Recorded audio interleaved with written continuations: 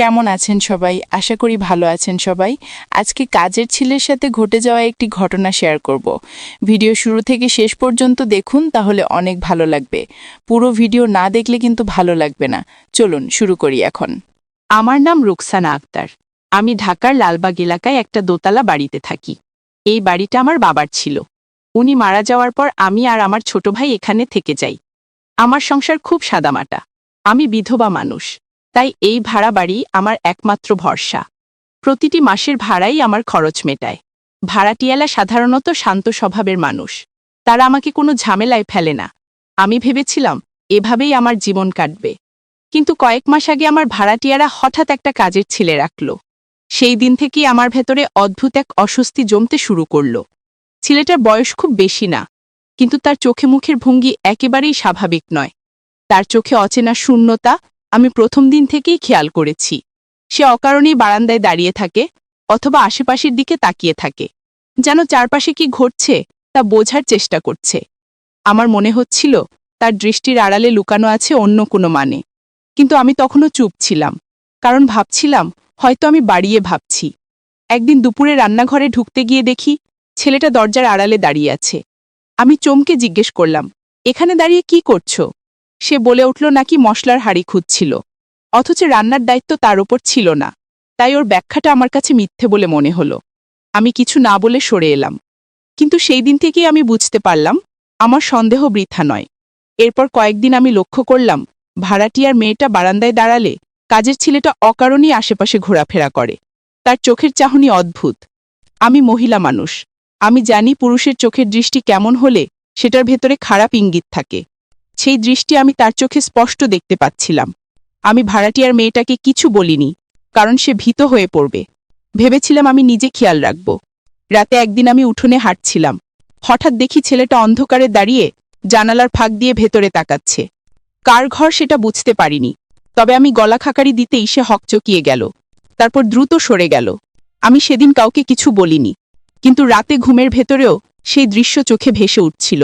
ভোরে যখন ফজরের আজান হচ্ছিল, তখন দেখলাম ছেলেটা উঠোনে বসে আছে। তার চোখ লালচে, মনে হচ্ছিল রাতভর ঘুমায়নি। আমি এগিয়ে গিয়ে বলতে চাইলাম কিছু দরকার আছে কিনা, কিন্তু সে আমার দিকে তাকিয়ে একরকম হাসি দিল। সেই হাসিটা স্বাভাবিক ছিল না। সেই হাসির ভেতরে আমি ভয়াবহ কিছু টের পেলাম। তারপর থেকে আমি তার প্রতিটি পদক্ষেপ খেয়াল করতে লাগলাম। ভাড়াটিয়ার স্ত্রী একদিন এসে বলল, ছেলেটা মাঝে মাঝে কাজ ফেলে বাইরে চলে যায়, রাতে দেরি করে ফেরে। আমি শুধু মাথা নেড়ে বললাম, খেয়াল রেখো। কিন্তু ভেতরে ভেতরে ভাবছিলাম এটা সহজেই ছেলেটাকে সামলানো যাবে না। দিন যত যাচ্ছিল তার চোখে মুখের ভঙ্গি ততই অস্বাভাবিক হচ্ছিল। তার শরীরী ভাষা, তার হাঁটার ভঙ্গি, সবকিছুতেই এক ধরনের গোপন ইঙ্গিত। আমি একা মানুষ, তাই ভয়টা আমাকে বেশি কাবু করছিল। আমি ভাড়াটিয়াদের বলিনি, কারণ ভেবেছিলাম তারা হয়তো আমার কথা বিশ্বাস করবে না, কিংবা আমাকেই দোষারোপ করবে। আমি শুধু নীরবে পর্যবেক্ষণ করে যাচ্ছিলাম। কিন্তু আমার বুকের ভেতরে প্রতিদিন আতঙ্ক জমছিল। আমি বুঝতে পারছিলাম একদিন হয়তো এমন কিছু ঘটবে যা কারো কল্পনাতেও আসবে না। আমি দিনরাত সজাগ থাকতে লাগলাম, কিন্তু ভেতরে ভেতরে জানতাম আমার সজাগ দৃষ্টি দিয়ে কি আদৌ কোনো বিপদ ঠেকানো সম্ভব হবে কিনা। সেদিন বিকেলে আমি বারান্দায় বসেছিলাম। সূর্যের আলো আস্তে আস্তে ম্লান হয়ে যাচ্ছিল। চারপাশের হালকা অন্ধকারে হঠাৎ খেয়াল করলাম কাজের ছেলেটা উঠোনে দাঁড়িয়ে এক দৃষ্টে ভাড়াটিয়ার ঘরের দরজার দিকে তাকিয়ে আছে। তার চোখে এমন এক চাহনি যেন ওখানেই কিছু লুকানো আছে। আমি চুপ করে তার দিকে তাকিয়ে রইলাম, কিন্তু সে আমার উপস্থিতি টের পেয়ে দ্রুত ঘুরে অন্যদিকে হাঁটা দিল। আমি স্পষ্ট বুঝতে পারলাম সে ইচ্ছে করেই নিজের ভেতরে কিছু লুকিয়ে রাখছে। দিন কয়েক পর ভাড়াটিয়ার মেয়ে আমাকে এসে বলল, আন্টি, আমাদের কাজের ছেলেটা মাঝে মাঝে খুব অদ্ভুত আচরণ করে।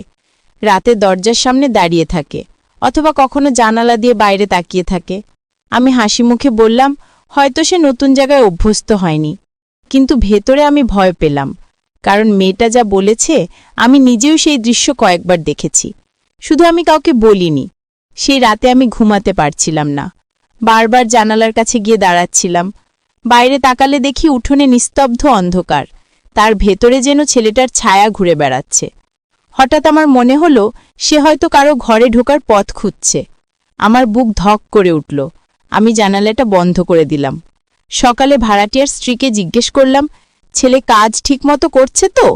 সে হাসি মুখে বলল, হ্যাঁ, কাজ তো করে, তবে মাঝে মাঝে খুঁজে পাওয়া যায় না। আমি কিছু না বলে মাথা নেড়ে চুপ করে গেলাম।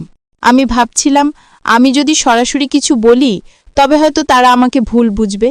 কিন্তু প্রতিদিন প্রতি রাত আমি স্পষ্ট দেখতে পাচ্ছিলাম ছেলেটার চোখের ভেতরে জমে থাকা অন্ধকার।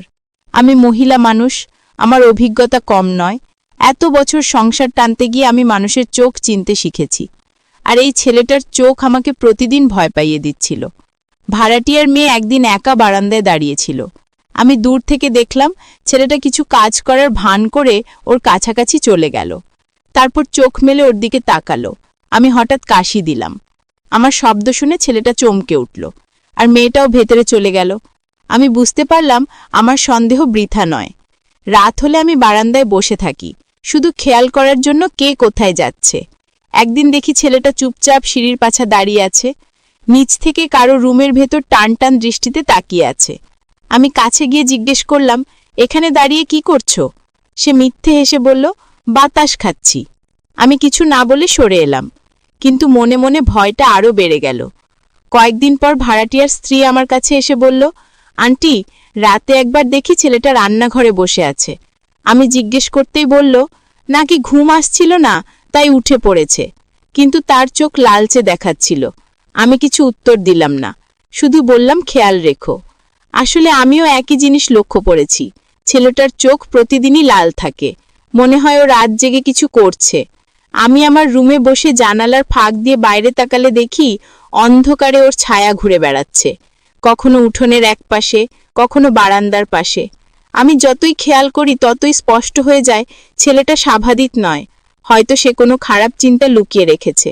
আমি একদিন নিজের ভেতর সিদ্ধান্ত নিলাম, যদি কোনোদিন দেখি সে বাড়ির কারো ক্ষতি করতে চায় তবে আমি গলা ফাটিয়ে চিৎকার করব। কারণ আমার আর কোনো শক্তি নেই, শুধু আমার চিৎকারই আমার একমাত্র অস্ত্র। আমি জানতাম সামনে আসছে অশান্তির সময়, কিন্তু কবে সেটা ঘটবে তা বুঝতে পারছিলাম না। সেদিন রাতে হঠাৎ ঘুম ভেঙে গেল আমার। বুকের ভেতর কেমন অস্বস্তি হচ্ছিল। জানালার ফাঁক দিয়ে তাকাতেই দেখি উঠোনে হালকা আলো পড়ছে, আর সেই আলোয় ছেলেটার ছায়া ঘুরে বেড়াচ্ছে। সে ধীরে ধীরে পা টিপে কারো ঘরের জানালার কাছে গেল, দাঁড়িয়ে কি যেন দেখতে চাইছিল। আমি চোখ কুঁচকে স্পষ্ট দেখতে চাইলাম, কিন্তু অন্ধকারে পুরোটা বোঝা গেল না। শুধু তার দাঁড়িয়ে থাকার ভঙ্গিটা আমাকে কাঁপিয়ে দিল। আমি ভেবেছিলাম জানালা খুলে চিৎকার করব, কিন্তু হঠাৎ ভয় পেলাম, যদি সে বুঝে যায় আমি সব দেখেছি তবে হয়তো আমাকেও টার্গেট করবে। তাই আমি চুপচাপ বসে থাকলাম। আমার হাত কাঁপছিল, বুকের ভেতর ধকধক করছিল। কিছুক্ষণ পর দেখি সে ধীরে ধীরে ভেতরে ঢুকতে চাইছে। তখন আমার মনে হলো এই ছেলেটার ভেতর যে অন্ধকার আমি এতদিন ধরে অনুভব করছি, সেটাই আজ সত্যি হয়ে উঠছে। আমি গলা খাকারি দিলাম। এত রাতেও যেন বাড়িওয়ালা জেগে আছে এটা বোঝাতে সে সঙ্গে সঙ্গে পিছিয়ে এলো, তারপর সরে গেল। আমি জানতাম এভাবে বেশি দিন ঠেকানো যাবে না। প্রতিদিন প্রতি রাত আমি এই দৃশ্য দেখতে দেখতে বুঝে যাচ্ছিলাম বিপদ একেবারেই ঘনিয়ে এসেছে। সকালে আমি ভাড়াটিয়ার মেয়ের দিকে তাকালাম। ওর চোখ মুখে সরলতা, নির্দোষ হাসি। আমি ভীষণ ভয় পেলাম, যদি একদিন সেই সরলতার সুযোগ নিয়ে ছেলেটা ভয়ঙ্কর কিছু করে ফেলে, তখন আমি কার কাছে কি বলবো? আমি চুপচাপ ওকে শুধু সাবধানে থাকার উপদেশ দিলাম, কিন্তু কিছু খোলাখুলি বললাম না, কারণ ও হয়তো আমাকেই দোষারোপ করবে। আমি মহিলাদের চোখ থেকে বুঝি তাদের ভেতরে লুকানো দুশ্চিন্তা, আর এই মেয়েটার চোখে আমি এখনও নির্ভরতা দেখছিলাম। অথচ আমি জানতাম সামনে কি আসছে। সেই রাতে আবার আমি ঘুমাতে পারছিলাম না। বারান্দায় দাঁড়িয়ে থাকলাম অনেকক্ষণ। হঠাৎ দেখি ছেলেটা নিঃশব্দে সিঁড়ি বেয়ে ওপরে উঠছে। আমি চুপচাপ অনুসরণ করলাম। আমার রুমের আলো নিভিয়ে রেখেছিলাম, তাই সে টের পেল না। আমি দেখলাম সে ভাড়াটিয়ার মেয়ের ঘরের দরজার সামনে এসে দাঁড়ালো। তার হাত ধীরে ধীরে দরজার কপাট ছোঁয়াচ্ছে। আমি মনে মনে দোয়া পড়তে লাগলাম। হঠাৎ করেই ভেতর থেকে একটা শব্দ হলো। মেয়েটা নড়ে চড়ে উঠেছে মনে হলো। ছেলেটা ভয় পেয়ে আবার নিচে নেমে গেল। আমি হাঁফ ছেড়ে বাঁচলাম, কিন্তু জানলাম এভাবে আর বেশি দিন চলবে না। ছেলেটার ভেতরের আগুন একদিন বিস্ফোরিত হবেই। আমি পরদিন সকালেই ভাবলাম ভাড়াটিয়ার স্ত্রীকে কিছু ইঙ্গিত দেব, কিন্তু মুখ খুলতে গিয়ে থেমে গেলাম, কারণ তার চোখে আমি এত নির্ভরতা দেখলাম ছেলেটার উপর যে সে আমার কথাকে হয়তো গুরুত্ব দেবে না। বরং উল্টো ভেবে বসবে আমি বাজে ধারণা করছি। তাই আবারও চুপ করে গেলাম। কিন্তু আমি বারবার নিজের মনে শপথ নিলাম, যদি কোনোদিন পরিস্থিতি হাতে ছাড়িয়ে যায়, আমি চুপ থাকব না। আমি আমার গলা ফাটিয়ে সবাইকে জাগিয়ে তুলব, যাতে অন্তত ভয়টা তাকে পিছু হটতে বাধ্য করে। দিনগুলো এভাবেই যাচ্ছিল, কিন্তু আমার মনে হচ্ছিল প্রতিটি রাতই নতুন এক পরীক্ষার রাত। প্রতিবারই আমি ভয়ে কেঁপে উঠতাম, জানতাম ছেলেটার দৃষ্টি শুধু কাজ বা দায়িত্বে সীমাবদ্ধ নেই, তার ভেতর অন্য কিছু জমে উঠছে। সেই অন্য কিছুই একদিন আমার বাড়িকে অন্ধকারে ডুবিয়ে দেবে। আমি একা মানুষ, এই ভয়ে আমি রাত জেগে থাকি, শুধু খেয়াল রাখি কারো ক্ষতি না হয়। অথচ আমি বুঝে যাচ্ছি এই বিপদ থামানো সহজ হবে না। একদিন বিকেলবেলা আমি রান্নাঘরে বসে ডাল নেড়ে দিচ্ছিলাম। হঠাৎ করেই বাইরে করিডোরে পায়ের শব্দ পেলাম। আমি ভেবেছিলাম হয়তো ভাড়াটিয়ার ছেলে এসেছে, কিন্তু চোখ রাখতেই দেখি সেই কাজের ছেলেটা একা দাঁড়িয়ে আছে। তার চোখ চারদিকে ঘুরছে, যেন কাউকে খুঁজছে। তারপর ধীরে ধীরে সে মেয়েটার ঘরের দিকে এগোতে লাগলো। আমি নিঃশব্দে দাঁড়িয়ে থাকলাম ওর আচরণ লক্ষ্য করতে। ও যখন দরজার কাছে পৌঁছালো, হঠাৎ আমার দিকে চোখ পড়ল। আমি ভান করলাম যেন কিছুই দেখিনি। সে হেসে বলল, পানি খাবেন? আমি জোর করে হাসলাম আর মনে মনে ভাবলাম, এই ছেলেকার ভেতরে কেমন ভয়ঙ্কর অস্থিরতা আছে। কয়েকদিন পর আবার ভোররাতে ঘুম ভেঙে গেল। জানালার ফাঁক দিয়ে দেখলাম ছেলেটা উঠোনে বসে আছে, এক হাতে পাথর দিয়ে মাটি খুঁজছে আর এক দৃষ্টে উপরের দিকে তাকিয়ে আছে। আমি বুঝতে পারছিলাম ওর মাথার ভেতর অন্য কিছু ঘুরছে। সেই রাতের পর থেকে আমি আর স্বাভাবিক থাকতে পারিনি। প্রতিটি মুহূর্ত ভয়ে কেঁপে উঠতাম, যেন কিছু একটা ঘটতে যাচ্ছে।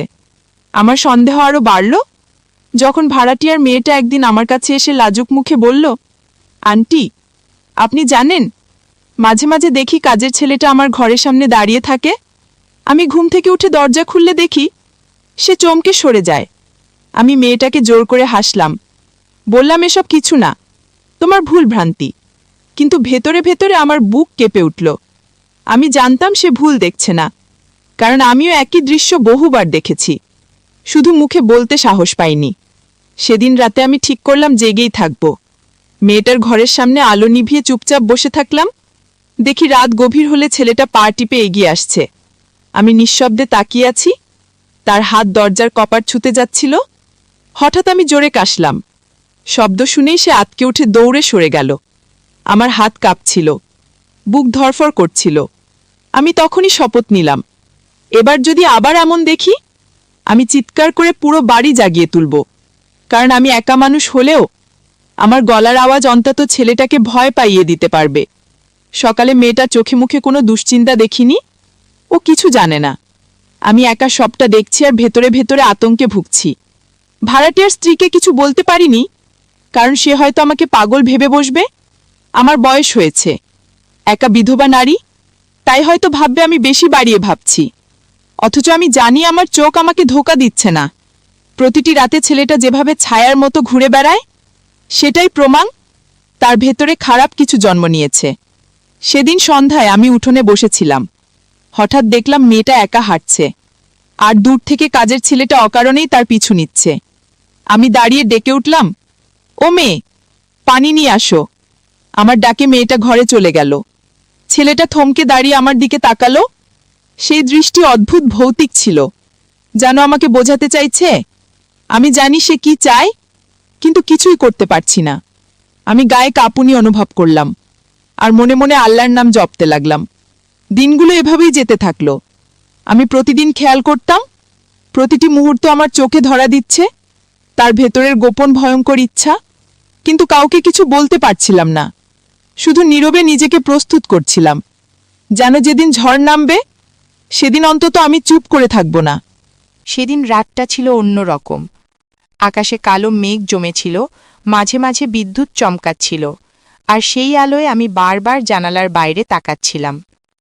ভেতরে আমার ভয় আরও তীব্র হয়ে উঠেছিল, কারণ আমি নিশ্চিত ছিলাম এই রাতেই কিছু ঘটতে পারে। বারবার মনে হচ্ছিল কাজের ছেলেটা আজ আর থামবে না। আমি অন্ধকার ঘরে বসে শ্বাস আটকে রেখেছিলাম। হঠাৎ করেই উঠোনে পায়ের শব্দ শুনতে পেলাম।